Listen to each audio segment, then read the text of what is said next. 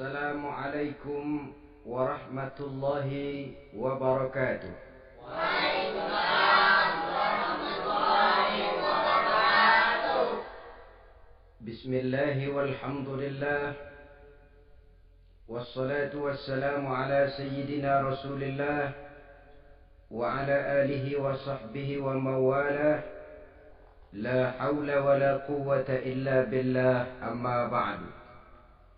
Saudara-saudara kaum muslimin yang berbahagia,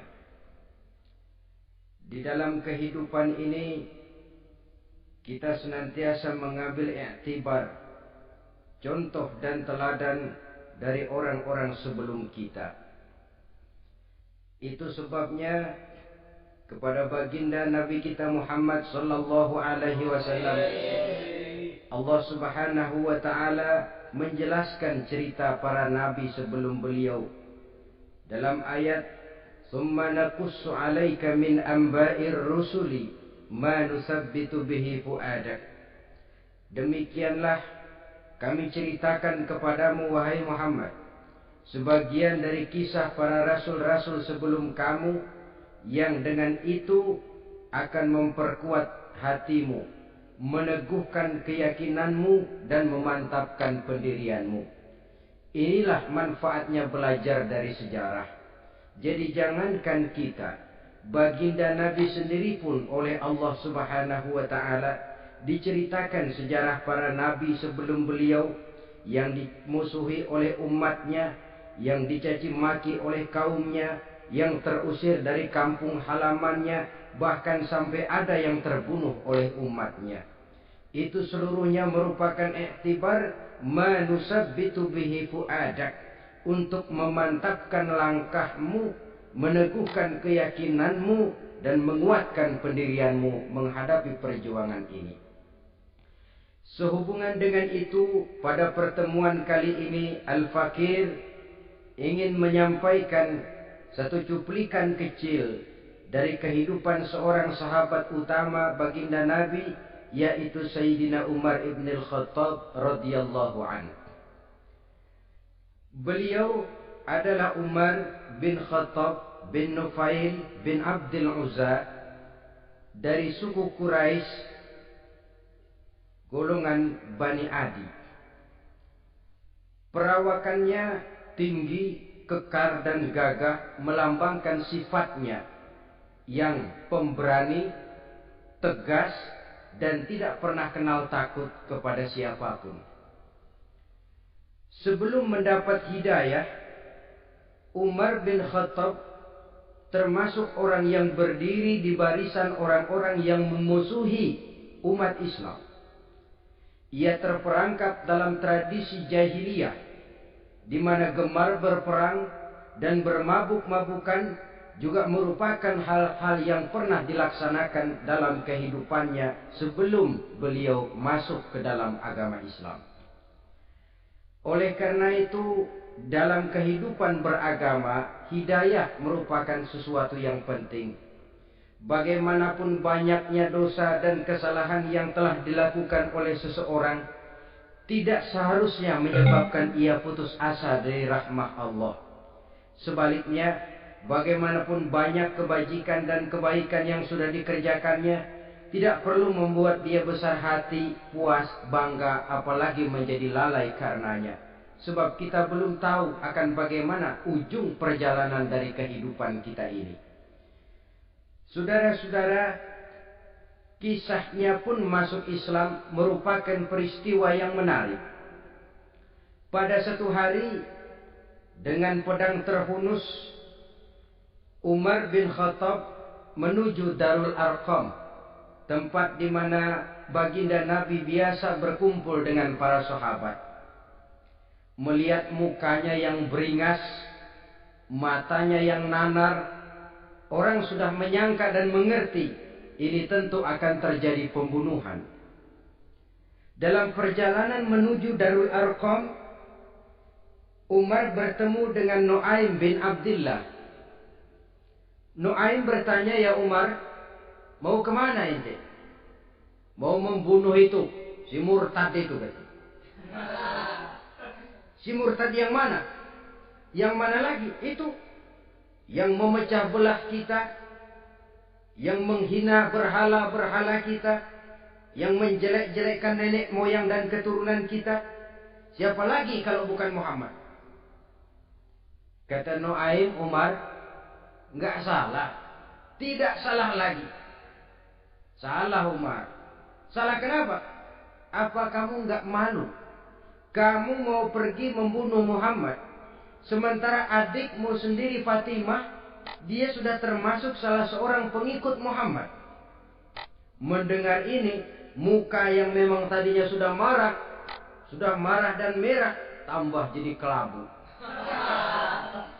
Bukan main mangkelnya Umar bin Khattab.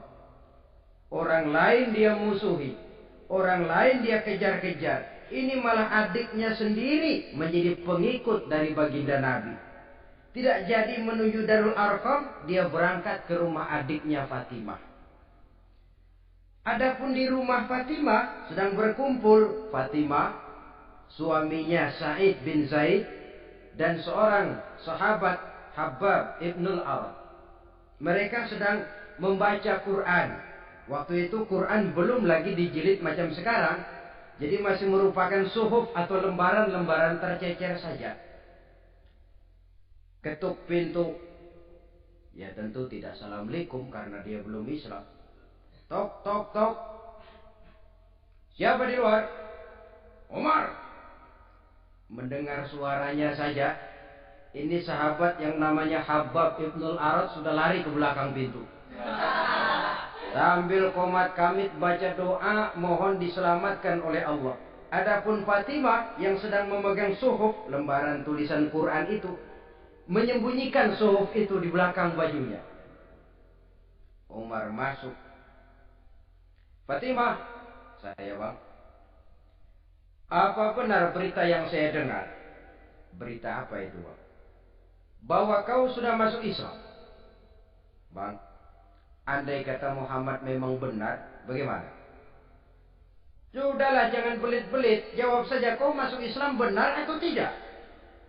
Ya. Saudara hadirin, begitu dikatakan iya, tangannya langsung melayang, menampar muka adiknya ini, sehingga mengalir darah dari hidungnya. Suaminya Sa'id bin Zaid yang mencoba melindungi istrinya, dipegang lehernya, dibanting, diduduki dadanya. Oh, ini jawara ini.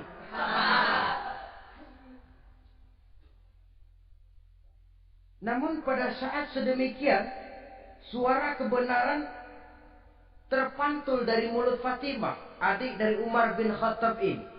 Umar, apakah engkau memukul orang yang bersaksi bahwa tidak ada Tuhan melainkan Allah dan Muhammad Rasulullah?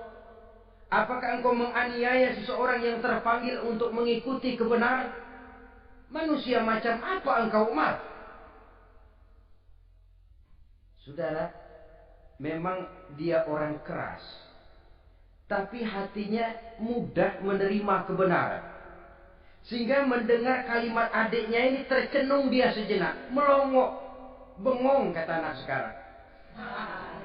Ini kalau tidak karena keyakinan yang mantap, tidak mungkin orang ini, anak adik saya ini bicara macam begini. Umar, mengapa engkau memukul orang yang bersaksi bahwa tidak ada Tuhan melainkan Allah dan Muhammad Rasulullah?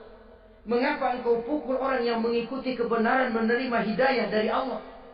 Begitu yakin dan mantapnya, walaupun di tengah satu hal yang sangat menakutkan.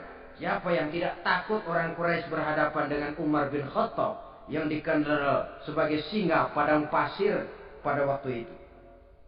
Malahan dia termasuk salah seorang jagoan di tradisi masyarakat jahiliyah itu. Ada satu pasar yang namanya Pasar Ukaz. Tiap tahun di pasar itu diadakan pesta. Pertama pertandingan syair. Jadi penyair waktu itu jadi kebanggaan. Syair-syair yang menang itu digantung di dinding Ka'bah. Jadi setiap suku akan bangga kalau mempunyai ahli syair yang hebat. Nah, lalu diadakan juga lah perlombaan balap kuda, memanah, termasuk gulat. Lah Umar ini tiap kali pertarungan mesti menang. Belum pernah ada yang berhasil mengalahkan dia. Jawara. Saudara-saudara, mendengar adiknya begitu mantap hatinya, apalagi ketika adiknya berkata begitu, suhuf, lembaran yang disembunyikan di belakang bajunya tersembul. Apa yang kau sembunyikan di balik bajumu itu? Suhuf. Apa suhuf itu? Lembaran Al-Quran. Coba saya lihat. Enggak boleh. Kenapa? Kamu kotor. Orang kotor tidak boleh megang Quran. Saya mau lihat. Enggak boleh. Kalau kamu mau lihat, mandi dulu. Diturutinya permintaan adiknya itu. Lalu diambilnya suhuf tadi. Dia baca. Kebetulan ayat yang dibacanya ayat pertama dari surah Toha yang berlanjut dengan ayat 14 pada surah yang sama. Dia baca, Bismillahirrahmanirrahim. Toha ma anzalna ilaikal Qur'ana litashqa illa tazkiratan liman yakhsha. Toha, tidaklah aku turunkan Al-Quran ini untuk bikin sukar manusia, melainkan merupakan pengingat bagi orang-orang yang takut kepada Allah. Lalu pada ayat ke-14, Innani anallahu la ilaha illa ana fa'budni. Sesungguhnya akulah Allah, tidak ada Tuhan melainkan aku, maka hendaknya hanya kepadakulah kamu menyembah. Wa aqimis sholata li dzikri, dirikanlah salat untuk mengingat aku. Inna sa'ata atiyatun akadu ukhfiha litujza kullu nafsin ma tas'a. Sesungguhnya kiamat itu pasti akan datang, yang sengaja waktunya kami tidak beritahukan kepada kamu semua, untuk kami balas setiap orang tentang apa saja yang telah mereka lakukan dalam kehidupan di dunia ini. Setelah membaca ayat ini, gemetar tangannya. Ah, ini sih nggak main-main ini. Ini belum pernah saya baca ajaran semacam ini. Tidak patut orang yang mempunyai kitab suci semacam ini dimusuhi. Ini sesuatu yang benar, tergetar jiwanya. Hei, Fatimah, Muhammad di mana Muhammad? Saya tidak akan memberitahu kepada kamu. Di mana? Saya tidak akan memberitahu. Lebih baik kau bunuh saya kalau memang maksudmu mau mencelakakan Muhammad. Sama sekali saya tidak akan mencelakakan dia, Fatimah. Kasih tahu saja, di mana dia? Darul Arqam. Bergegas dia menuju Darul Arqam. Di dalam Nabi memang sedang kumpul dengan para sahabat. Termasuk ada Sayyidina Hamzah yang juga terkenal jawara juga. Ketuk pintu. Ketuk pintu. Siapa di luar? Umar. Di dalam ini geger sebagian sahabat. Umar datang ini pasti bencana. Umar datang, wah, kalau istilah kampung, kerok dan urusan.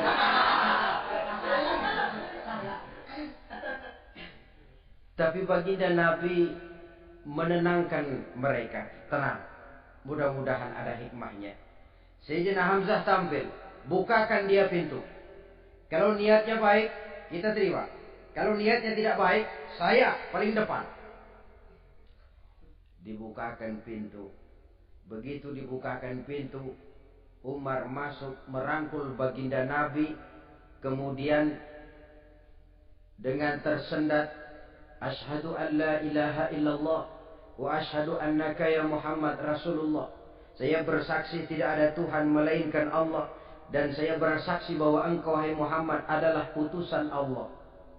Sahabat takbir semua, Allahu Akbar, Allahu Akbar. Kegembiraan meliputi suasana ketika itu. Kenapa? Karena sebelumnya dikala Umar belum masuk Islam, dia merupakan ganjalan yang paling dikhawatirkan oleh umat Islam. Setelah dia masuk Islam, jelas merupakan satu keuntungan yang sangat besar. Dan dia tertarik kepada Islam bukan karena bujuk rayu orang, tidak karena diberikan harta, tidak karena diiming-iming oleh kedudukan tinggi, tapi karena kebenaran hidayah menembus hatinya melalui wasilah ayat dalam surah Thaha yang dibacanya melalui suhuf yang dipegang oleh adiknya tadi. Sejak saat itu berubah 180 derajat Umar bin Khattab radhiyallahu anhu. Tetapi tetap dengan sifatnya keras, tegas, dan tidak pernah kenal takut kepada siapapun. Cuma kalau sebelum Islam, dia kerasnya kepada Islam. Setelah dia masuk Islam, muter arah. Kepada siapapun yang memusuhi Islam, dia bersikap keras, tegas, dan tidak pernah kenal takut. Bahkan setelah beliau masuk Islam, satu hari ketika di Darul Arqam kumpul-kumpul, waktu itu Nabi belum berdakwah secara terbuka karena pengikut masih sedikit. Sayyidina Umar usul, "Ya Rasul, ada apa Umar? Alasna 'alal haq fi mamatina wa mahyana." Ya Rasul, bukankah kita ini berdiri di atas sesuatu yang benar? Bukankah mati kita, hidup kita untuk melaksanakan sesuatu yang benar? Bala ya Umar, betul Umar. Wallazi nafsi biyadihi innakum la'alal haq in muttum wa in huyitum. Demi Allah Umar, kata Nabi, sesungguhnya kamu dan kita semua berdiri di atas kebenaran, hidup ataupun mati. Setelah mendapat jawaban begini, Umar masuk kepada tujuan pembicaraannya. Izan ya Rasul, fa fimal ihtifal. Kalau memang begitu ya Rasul, kalau memang kita yakin kita berdiri di atas kebenaran, kita hidup karena kebenaran, kita mati pun memperjuangkan kebenaran, fa fimal ihtifal. Kenapa mesti ngumpet-ngumpet? Kenapa harus sembunyi-sembunyi? Wallazi ba'asaka bil haqq, demi Allah ya Rasul, la takhrujanna wa la nakhrujanna ma'ak. Tuhan harus keluar menyampaikan Islam ini secara terbuka, dan kami akan mendampingi Tuhan dengan segenap jiwa dan raga. Sekali masuk Islam gak tanggung-tanggung. Yang kayak begini ini yang kita perlukan sekarang ini. Begitu masuk Islam, nggak tanggung seluruhnya, jiwa dan raganya masuk Islam. Beliau yang pertama kali mengajukan ide, kenapa harus dakwah sembunyi ya Rasul? Wong kita berdiri di atas kebenaran, memperjuangkan sesuatu yang hak. Kalau kita mati, kita pun mati membela kebenaran. Kenapa mesti fafimal ikhtifa? Kenapa harus sembunyi-sembunyi? Mulai sekarang mari keluar ya Rasul, saya akan dampingi Tuhan, nyawa taruhannya. Saudara hadirin yang saya hormati, selalu dia tempat-tempat yang pernah dia melaksanakan maksiat sebelum dia Islam, selalu dia kunjungi sampai dia berkata, tidak ada tempat yang pernah saya melakukan kesalahan sebelum saya Islam yang harus saya tutupi dengan kebajikan setelah saya Islam sekarang ini. Bahkan ada satu riwayat menjelaskan beliau itu yang tinggi badannya, kekar perawakannya, gemetar orang ngadepin dia. Tapi beliau sendiri sangat mudah gemetar kalau sudah mendengar ayat-ayat Allah. Sehingga ada satu riwayat menjelaskan Sayyidina Umar itu setelah masuk Islam, kalau sholat kadang-kadang bila menoleh ke kanan beliau senyum, bila menoleh ke kiri beliau menangis berurai air mata. Ada orang bertanya, ya Umar, kenapa menengok ke kanan kau senyum, ke kiri kau menangis? Itulah kalau saya ingat jahilnya saya sebelum Islam. Adapun bila saya menoleh ke arah sebelah kanan saya tersenyum, teringat betapa dulu saya membuat berhala dari korma. Saya tumpuk-tumpuk, saya susun begitu.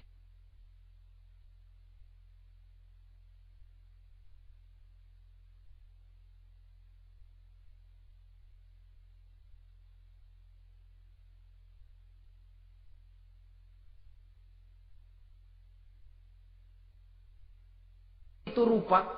Setelah saya sembah, saya makan itu korma. Gagah betul saya waktu itu, sampai Tuhan pun saya makan. Adapun kalau saya menoleh ke kiri, teringat putri kesayangan saya yang terbawa oleh tradisi jahiliyah, takut menanggung aib, merasa malu mempunyai anak perempuan sampai dia terkubur hidup-hidup. Berurai air mata saya mengingat semua itu. Padahal Nabi sudah memberikan jaminan. Sebab saudara, jangan lupa, orang kafir masuk Islam, dalam Islam itu dihitung dari bayi lagi. Dari nol, itulah untungnya. Jadi misalnya sudah 60 tahun, dari kecil sampai 60 tahun kafir. Umur 61 masuk Islam. Nah, sejak umur 61 itulah yang dihisab oleh Allah. 60 tahun ke bawah gratis bersih pemutihan. Istimewa betul. Tapi jangan lalu diniatin, gua kafir aja. Nanti sudah tua-tua mau giliran mati baru Islam. Nah, itu diniatin lain. Ini yang karena faktor hidayah, saudara-saudara. Nah, cintanya kepada baginda Nabi luar biasa.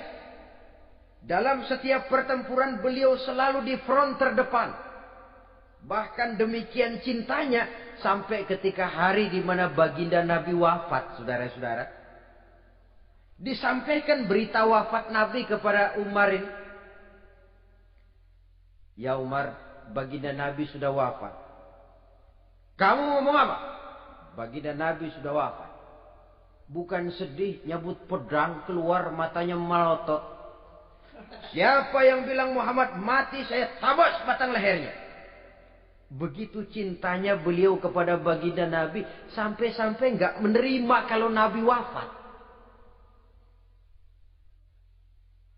Taruhlah nggak bisa mati bersamaan, bolehlah mati beriring-iring saja barangkali maksudnya. Saudara-saudara, cabut pedang, kelayaban kemana-mana. Ayo, siapa ngomong Muhammad mati, saya tabas batang lehernya. Sampai bertemu dengan Sayyidina Umar, Sayyidina Abu Bakar. Di tempat orang banyak, Sayyidina Abu Bakar yang bijaksana ini pidato. Ayuhan nas, man kana ya'budu Muhammadan fa inna Muhammadan qad mata. Wa man kana ya'budu Allah fa inna Allah hayyun la yamut. Wahai manusia, barang siapa yang menyembah Muhammad, maka Muhammad sudah mati. Tetapi barang siapa yang menyembah Allah, Allah akan hidup selamanya dan tidak akan pernah mati. Mendengar pidato ini, Sayyidina Umar sadar bahwa sebenarnya yang tidak bisa mati itu cuma Allah. Bagaimanapun agungnya baginda Nabi, besarnya baginda Nabi, tinggi akhlak budi pekertinya Nabi, cintanya beliau kepada Nabi, Nabi manusia dan manusia harus mati. Kemudian dibacakan surah Ali Imran ayat 144. Wa ma Muhammadun illa rasul qad khalat min qablihi rusul afa immata aw qutila qalabtum ala aqabikum. Muhammad tidak lain daripada manusia, telah datang kepadanya rasul. Apakah jika ia mati engkau kembali menjadi murtad atau mundur ke belakang? Mendengar ayat ini dibacakan, Sayyidina Umar sadar, berurai air matanya, menangis dalam kesedihannya. Ini cintanya yang demikian tinggi kepada baginda Rasulullah Sallallahu Alaihi Wasallam. Begitulah seluruh kesalahan yang dia lakukan pada saat sebelum dia masuk Islam, berusaha dia tutupi dan dia tebus dengan segala kebaikan, pengabdian, perbuatan soleh setelah dia masuk Islam. Sehingga diajarkan oleh baginda Nabi, ittaqillaha haitsu ma kunta wa atbi'i sayyi'atal hasanata tamhuha wa khaliqin nasa bi khuluqin hasanin. Bertakwalah kamu kepada Allah, kata Nabi, dimanapun saja kamu berada. Jadi takwa tidak kenal tempat. Dimanapun saja kamu berada, bertakwalah kepada Allah. Di rumah takwa, di pasar takwa, di kantor takwa, di tengah orang banyak takwa, pada waktu sendirian takwa. Ittaqillaha haitsu ma kunta. Bertakwalah kau kepada Allah dimanapun saja kamu berada. Jangan takwa pakai tempat. Di masjid takwa, di kantor nyolong. Itu tidak haitsu makunta yang diajarkan oleh Nabi. Dimanapun kamu berada, bertakwalah kepada Allah. Wa atbi'i sayyi'atal hasanah tamhuha, dan iringi perbuatanmu yang salah dengan kebaikan. Jadi kalau satu saat terselip kita berbuat salah, cepat iringi dengan kebaikan. Tamhuha, dengan harapan kebaikan yang kita kerjakan akan menutupi dosa yang terselip kita lakukan. Ngomongin orang, astagfirullahaladzim, banyak istighfar. Istighfarnya mudah-mudahan bisa nutupin dosa karena ngomongin orang. Tapi jangan lalu tambah sulap. Ngomongin orang istighfar, terus ngomongin lagi istighfar lagi. Itu tentu tidak bisa dengan cara begitu. Barangkali terselip pernah mengambil harta orang tanpa alasan yang hak, imbangi dengan rajin sedekah misalnya. Barangkali pernah menyakiti hati orang, imbangi dengan perbuatan yang bisa menyenangkan hati orang lain. Itu namanya mengiringi perbuatan yang bersifat salah dengan kebajikan. Ini yang dilakukan oleh Sayyidina Umar. Setiap pelosok hampir dia datangi. Tempat-tempat di mana dia pernah melakukan kesalahan sebelum Islam, di sana dia tegakkan kebajikan dan kebaikan.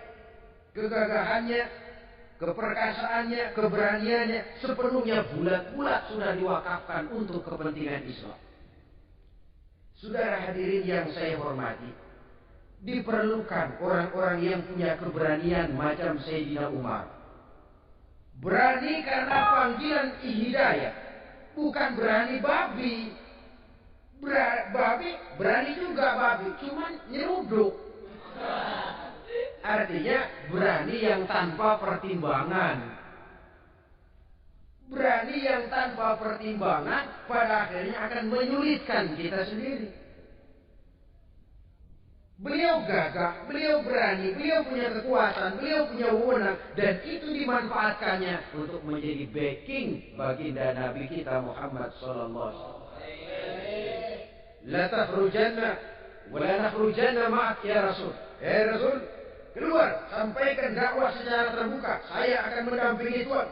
Jika ada yang ganggu Tuhan, saya paling depan. Backing yang mendampingi Rasul untuk menyampaikan risalah Islamiyah ini. Saudara hadirin yang saya hormati,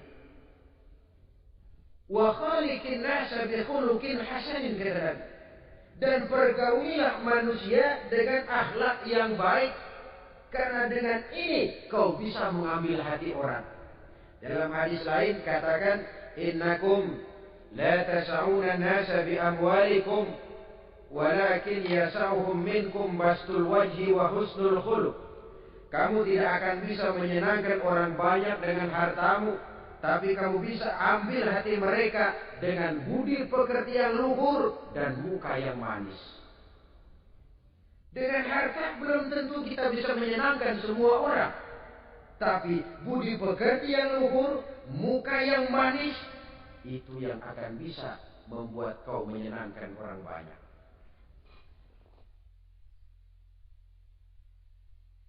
Setelah baginda Rasul wafat, pernah ketika berkumpul, Sayyidina Abu Bakar berkata kepada Sayyidina Umar, "Ya Umar, saya baiat kamu untuk menjadi khalifah." Jawab beliau, "Sayalah yang akan membaiat Tuhan. Tapi Anda lebih utama dari saya, Umar. Keutamaan saya akan saya berikan kepada Tuhan untuk mendukung kekhalifahan Tuhan." Di sini kelihatan wataknya yang tidak ambisius. Gagah, berani, perkasa, tapi tahu diri. Enggak nyelonong. Tidak menggunakan kekuasaannya, kegagahannya untuk maksud yang sewenang-wenang. Oleh karena itu setelah Sayyidina Abu Bakar wafat, beliau dilantik menjadi khalifah, keluarlah pidatonya yang terkenal. Ayuhan nas, inni qad wullitu alaikum wa lastu bi khairikum. Hai manusia, aku telah dipilih menjadi pemimpin kamu, padahal aku bukanlah orang yang terbaik di antara kamu. Kalau tidaklah karena aku melihat keutamaan, keteguhan yang dapat melindungi kalian, berat rasanya aku memikul amanah ini. Sebab apa? Alangkah beratnya menunggu datangnya perhitungan di akhirat nanti terhadap Umar. Ini yang jadi motifnya memegang jabatan khalifah. Sungguh berat bagi Umar menunggu datangnya saat perhitungan. Sehingga seolah-olah kalau bisa lah jadi Umar bin Khattab saja, jangan jadi khalifah kalau bisa. Tapi Buya Umar sudah kadang memilih. Sehingga benar kalau dalam satu hadis Nabi pernah mengajarkan jangan memberikan satu jabatan kepada orang yang memintanya. Sebab orang kalau sudah minta jabatan, apalagi pakai jilat-jilat, pakai upeti-upeti, tentu ada tendensinya. Ada batu di balik udang. Kalau udang di balik batu kan mungkin nggak kelihatan, tapi kalau batu di balik udang kelihatan betul itu. Ada maunya, ambisinya. Jangan memberikan satu jabatan kepada orang yang memintanya. Seakan di batinnya Sayyidina Umar menyesali. Kenapa Umar nggak jadi Umar saja, kok mau jadi khalifah gitu. Alangkah berat perhitungan buat saya di akhirat nanti. Nah, setelah jadi khalifah, sebagai satu i'tibar, saya akan mencoba mengemukakan beberapa sifatnya yang menonjol untuk pelajaran buat kita semua. Pertama, sikapnya terhadap keluarganya setelah beliau menjadi khalifah.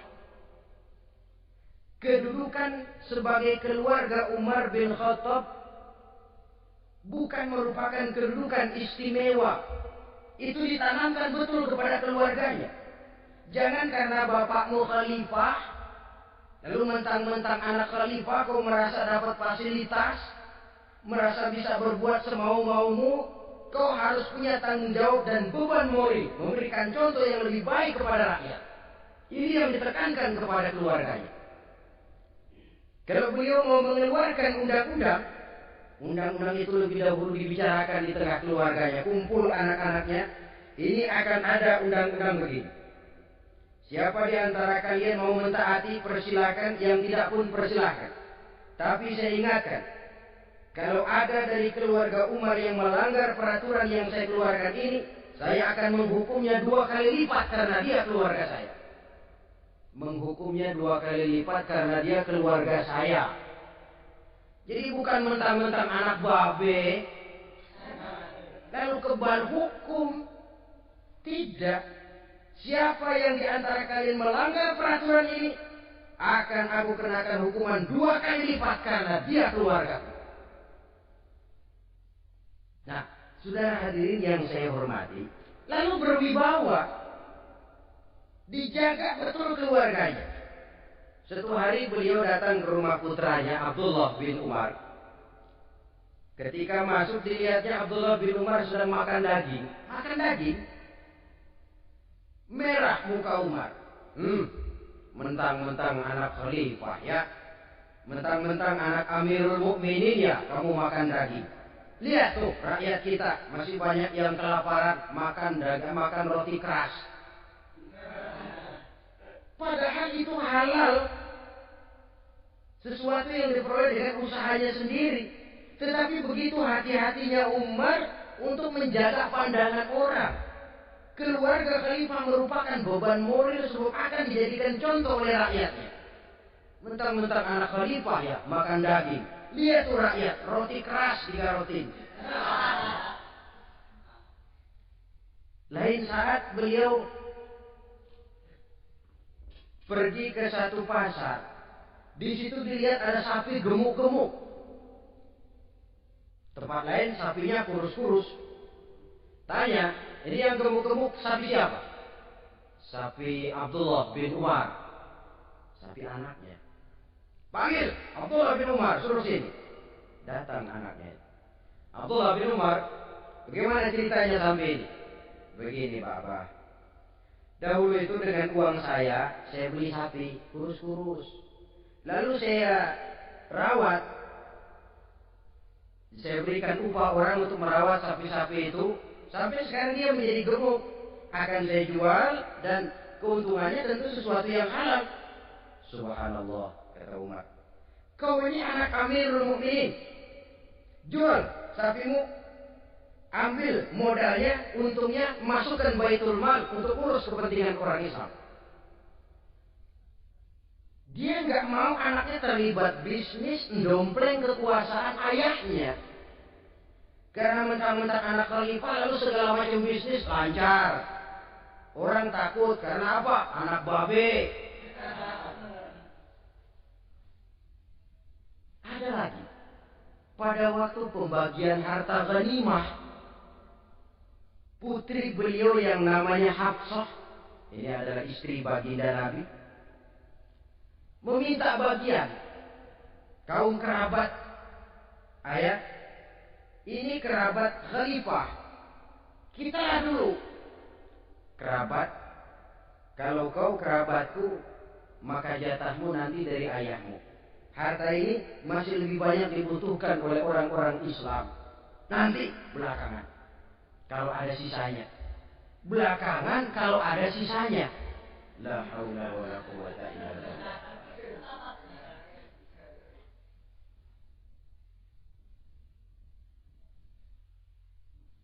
Saudara hadirin, itu terhadap keluarganya. Kemudian apa sifat-sifat yang menonjol dari kepemimpinannya? Pertama, kesederhanaannya. Beliaulah satu-satunya khalifah, Amirul Mukminin, setingkat presiden kalau sekarang, yang punya jubah cuma 2 dan 1 pun punya anaknya. Tambelan lagi. Pernah sholat Jumat terlambat. Beliau naik mimbar untuk khutbah, sebelumnya minta maaf dulu. Saudara-saudara, maaf saya terlambat nungguin baju kering. Seorang khalifah nungguin baju kering. Sederhana dalam kehidupannya. Mari kita ambil satu cerita lagi. Pada waktu beliau jadi khalifah, yang diangkat jadi gubernur di Mesir adalah Amr bin As. Amr bin As hidupnya lebih mirip kaisar. Istananya besar, pakaiannya bagus-bagus. Nah, yang paling mengganggu pikiran Amr bin As, di sebelah istananya ini ada gubuk reok kepunyaan orang Yahudi lagi. Ini nggak pantas bener, masa di samping istana gubernur ada gubuk reot. Orang Yahudi lagi yang punya. Ini mesti, udah, bikin saja rencana, panggil dinas tata kota, bikin planning. Di sini mau dibangun masjid, proyek negara. Bikin gambarnya, susun anggarannya, tender. Saudara-saudara, si Yahudi yang punya gubuk reot dipanggil. Yahudi, ada apa, Pak? Kamu tahu nggak?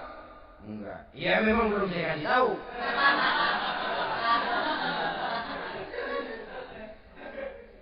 Ada apa, Pak? Itu kamu punya gubuk. Tahu? Kena proyek. Proyek apa, Pak? Kami mau bangun masjid besar di situ. Dan tidak sesuai ada gubuk reot di samping tempat gubernur. Jadi maksud Bapak, gubukmu, tanah-tanahnya mau saya bebaskan. Saya beli. Enggak mau, Pak. Saya enggak mau jual. Saya bayar 2 kali lipat. Enggak mau. 3 kali lipat. 6 kali lipat juga enggak mau, Pak. Saya dari muda peres keringat banting tulang masih gitu-gitunya, Pak, tempat saya tinggal. Gubuk reot sama tanahnya sedikit. Makmur saya, Pak, cuma rumah sama sumur.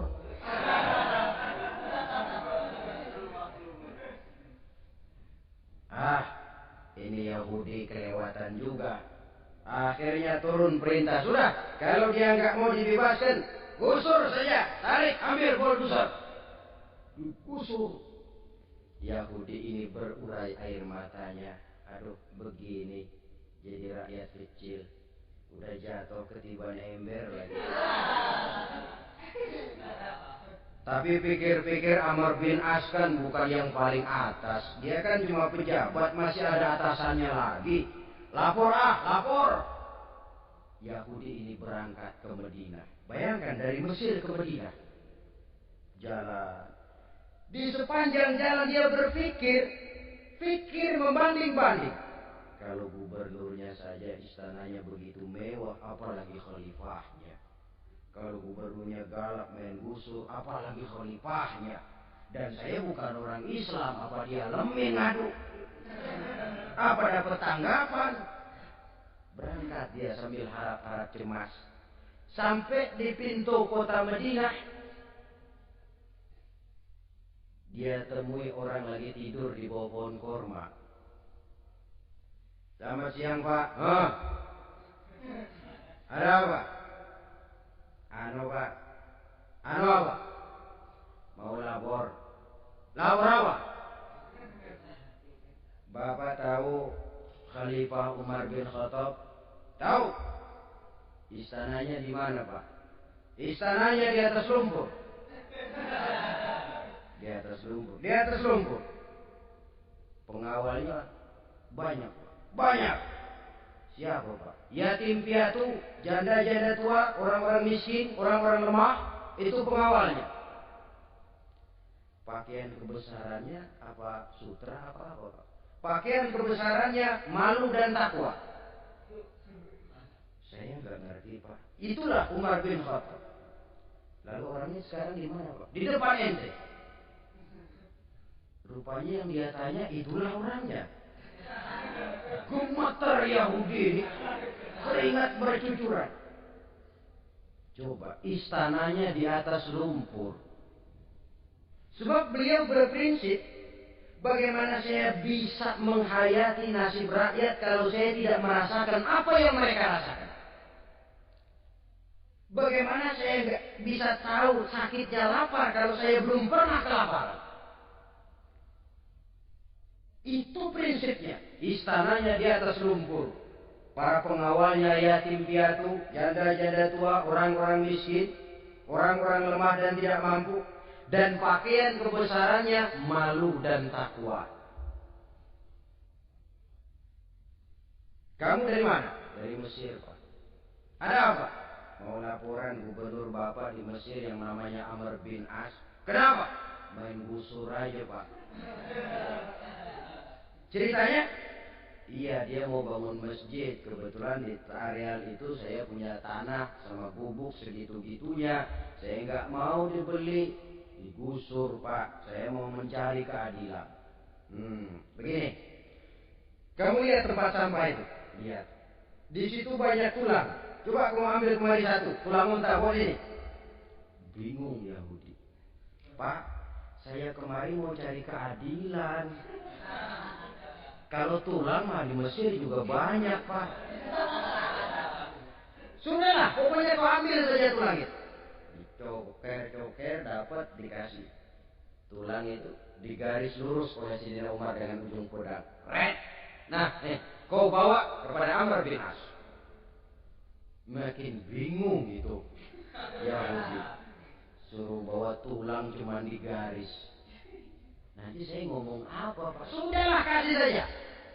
Pulang dia. Sampai di Mesir, Tuan Gubernur, ada apa? Saya baru menghadap Khalifah. Kemudian beliau sampaikan ini, dikasih tulang.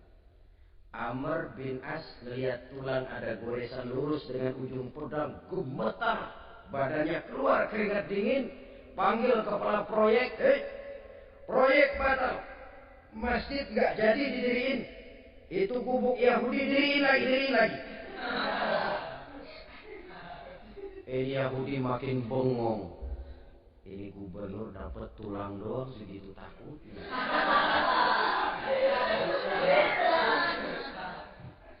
Ada apa sebenarnya, Tuan Gubernur? Kamu tahu?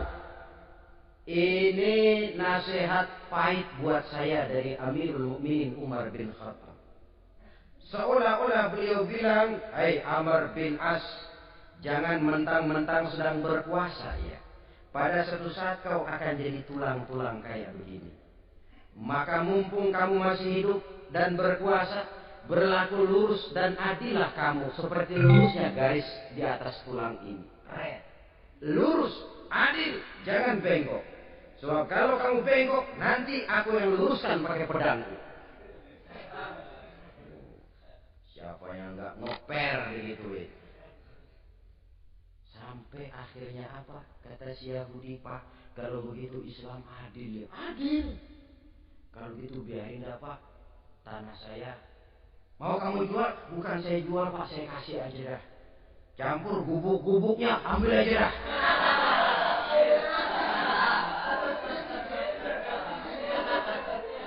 Masuk Islam si Yahudi ini oleh karena keadilan dari Umar bin Khattab. Begitulah kesederhanaan hidupnya. Sampai saudara, yang ironi betul, pernah Utsman bin Affan, Ali bin Abi Thalib, Thalhah dan Zubair kumpul mendengar berita bahwa Sayyidina Umar ini punya hutang. Bayangkan, seorang khalifah untuk melangsungkan hidupnya sampai punya hutang. Padahal Baitul Mal di bawah kekuasaannya. Berunding Utsman, Ali, Thalhah, Zubair.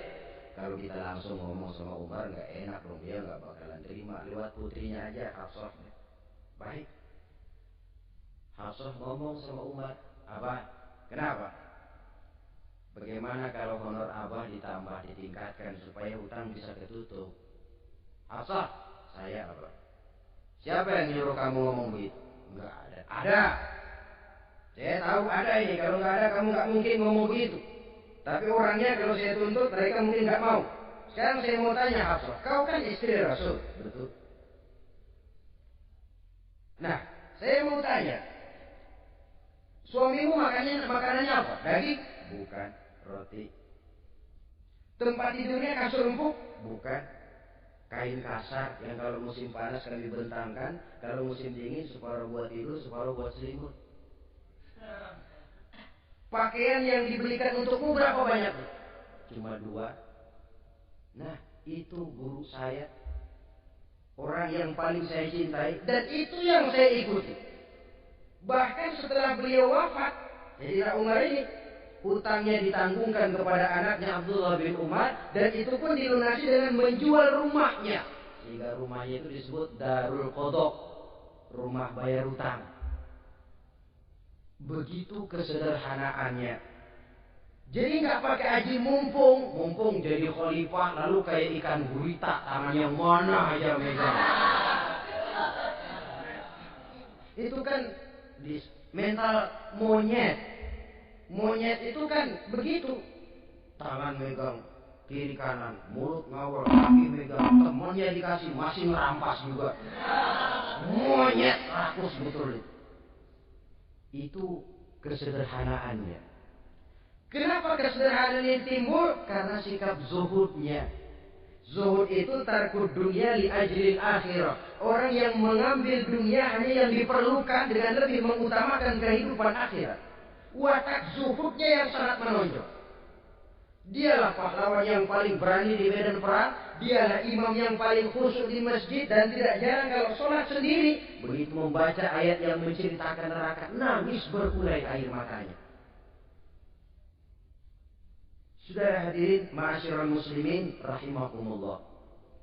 Jadi kesederhanaan dan kezuhudan ini bukan lewat teori disampaikan oleh Umar, bukan lewat penataran seluruh aparat, tidak. Lewat contoh konkret, inilah saya, contoh sederhana dan zuhud. Bagaimana saya akan bisa merasakan penderitaan kalau saya sendiri tidak pernah menderita? Bagaimana saya akan tahu sakitnya lapar kalau saya belum pernah kelaparan? Maka tanpa penataran, tanpa upgrading segala macam, berhasil karena prinsip keteladanan. Beliau jadi contoh utama. Dan sumber utamanya tentu tidak lain karena contoh dari baginda Nabi besar Muhammad sallallahu alaihi wasallam. 2, sederhana, yang kedua zuhud. Yang ketiga, sifat yang menonjol dari kekhalifahannya adalah adil. Kalau sudah bicara soal hukum, dia tidak pernah kenal kompromi. adalah seorang pemuka Nasrani masuk Islam. Namanya Jabalah bin Aiham. Ketika dia bikin haji, kain ihramnya keinjak orang Arab yang hitam. Badui. Jengkel. Dia merasa bekas tokoh. Enak aja ini orang udah jelek nginjak lagi. Ditempelin orang tadi. Orang ini lapor kepada Umar. Panggil Jabalah bin Aiham. Panggil. Kau ditampar? Betul Khalifah. Tampar dia. Tampar lagi. Dipukul orang itu di depan Sayyidina Umar. Jadi tidak karena kau ini bekas kepala suku, kau ini bekas orang terhormat, lalu ada kebijaksanaan yang tidak bijaksana. Kebijaksanaan yang akhirnya jadi tidak bijaksana. Dan itu memang sudah dimulai dengan memblokir keluarganya. Tidak satu keluarganya pun yang boleh mempunyai perasaan bahwa menjadi keluarga khalifah merupakan fasilitas dan keuntungan. Kau jangan makan di atas punggungku. Kau jangan menikmati fasilitas di atas keringatku. Dan tidak ada keinginan mewariskan jabatan khalifah kepada anak-anaknya. Pernah beliau musyawarah, saya bingung, kenapa khalifah? Gubernur Kufah ini sulit nyari orang.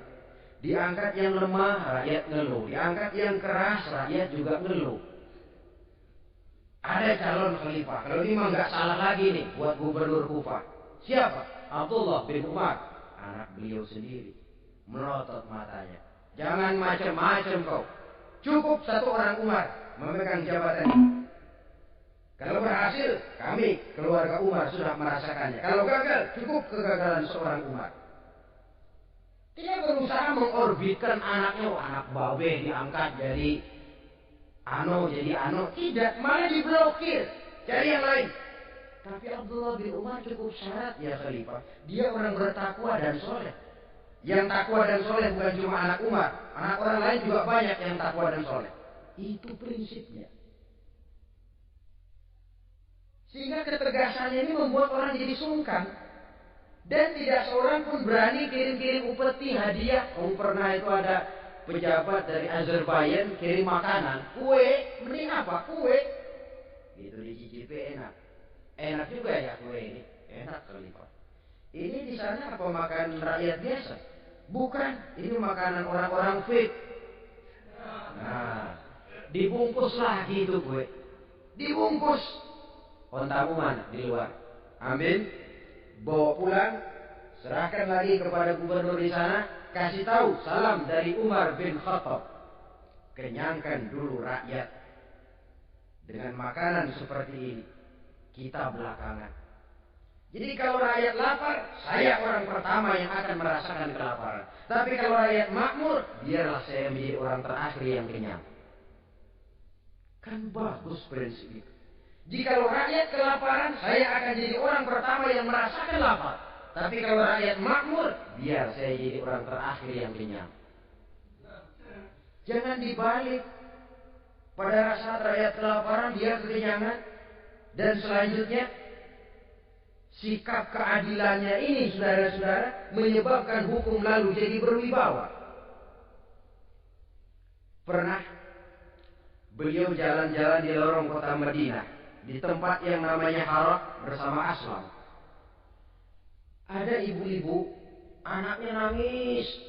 Lapar mah. Sabar, dikit lagi matang gitu. Emang si ibu lagi ngerebus. Bunyi, air ngegulak. Lubuk. Umar lihatin dari jauh. Belum juga matang. Ini anak dari nangis, lapar, sampai capek nangis, sampai tidur. Anak tidur, Umar samperin, Bu, emang masak apa sih kok gak bisa matang? Saya gak masak apa-apa Tuhan. Itu pating kerupuk apa? Ketika dibuka ya cuma air saja. Subhanallah, ibu sudah ngebohongi anak ibu sendiri. Habis harus bagaimana Tuhan? Saya sudah nggak punya makanan untuk dimasak. Sementara perut nggak kenal kompromi. Jalan satu-satunya, ya terpaksa anak saya bohongi. Saya bilang sebentar lagi matang sampai dia tidur sekarang ini. Memangnya Khalifah Umar gimana sih ngurusin rakyat? Subhanallah, dia orang zalim. Dia yang memegang urusan kami, tapi dia tidak tahu nasib saya. Anak kelaparan, keluarga terlantar. Oh begitu. Iya. Zalim betul Umar bin Khattab itu.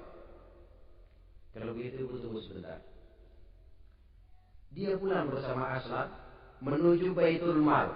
Dia ambil tepung 1 karung, dipikul sendiri. Dipikul sendiri, kata Aslam. Ya Khalifah, biar saya yang bawa. Jangan. Kenapa Khalifah? Apa kau kira kau sanggup mikul dosa saya di akhirat nanti? Biar saya yang mikul sendiri. Dia bawa ke tempat ibu-ibu. Dia masakin sendiri. Nah bu, sudah matang, persilahkan masak. Makan. Alhamdulillah Tuhan. Mudah-mudahan Allah memberkahi Tuhan. Tuhan lebih baik dari Umar bin Khattab yang zalim itu. Memang sebenarnya Tuhan siapa, kata ibu? Saya. Iya. Saya ya Umar bin Khattab yang ibu bilang zalim itu. Gemetar si ibu. Gemetar si ibu. Tapi memang peka dan menghargai kritik orang. Tidak membungkam setiap orang yang nadanya sumbang atau berbeda. Kadang beliau berkata, saya khawatir karena orang terlalu segan dengan saya, lalu gak ada yang berani negur kalau saya salah. Kan begitu biasanya. Karena sudah terlalu segan, lalu semuanya orang mau diaminin saja. Asal dibilang gak benar, marah, jengkel. Lalu disingkirin, maunya diiyain, inge, kulun nuwun. Oke bos. Beliau bilang, saya khawatir kalau tidak ada orang yang mau menegur kesalahan saya jika saya terlanjur nanti. Tahu muncul orang, demi Allah, saya akan menegur Tuhan dengan pedang saya ini. Cerah mukanya, senyum bibirnya, alhamdulillah, anak muda, saya memerlukan orang macam engkau. Yang berani berkata ya terhadap yang benar dan tidak terhadap yang tidak benar, apa dan bagaimanapun resikonya. Di sini kelihatan sikap beliau menghadapi orang yang berbeda pendapat. Keadilan, keberanian dan ketegasan, cepat menerima kebenaran, merupakan serentetan dari sifat-sifat utama beliau sejak masuk Islam sampai menjadi khalifah yang kedua. Bahkan dengan jasa beliau, Islam kemudian tersebar, menembus dinding Jazirah Arabia, memasuki Bizantium dan Persia, sehingga beliau juga dikenal sebagai periode Al-Futuhat Al-Islamiyah. Nah, saudara-saudara, inilah cuplikan kecil dari kehidupan seorang agung dan besar yang memang sangat terbatas kata-kata untuk melukiskan kebesaran itu. Namun yang secuplik ini mudah-mudahan menjadi sumbangan moral dalam rangka kita memperbaiki diri menuju kehidupan yang lebih baik. Terima kasih banyak atas segala perhatian. Mohon maaf atas segala kekurangan. Usikum wa nafsi bitaqwallah. Wassalamualaikum warahmatullahi wabarakatuh.